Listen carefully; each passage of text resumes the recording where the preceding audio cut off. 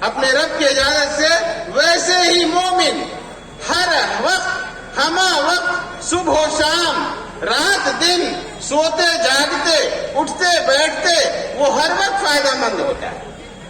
مومن سراپا فائدہ مند ہے۔ وہ سوتا بھی ہے تو فائدہ مند ہے، وہ جگتا بھی ہے تو فائدہ مند ہے۔ جب سوئے گا تو کیسے فائدہ مند ہوگا، اس کی ایک مثال دیجیے۔ اپنے نفس کے لیے فائدہ مند ہوگا۔ اگر وہ سوئے گا، جیسا کہ اللہ کے رسول صلی اللہ علیہ وسلم نے فرمایا کہ جس نے عشاء کی نماز جماعت سے پڑھی اور پھر فجر کی نماز جماعت سے پڑھی، اسے رات بھر عبادت کا ثواب ملتا ہے۔ یعنی آپ نے دونوں نمازیں جماعت سے پڑھ لی اور رات بھر سوئے رہیے، اللہ تبارک و تعالیٰ آپ کو رات بھر عبادت کا ثواب دے گا۔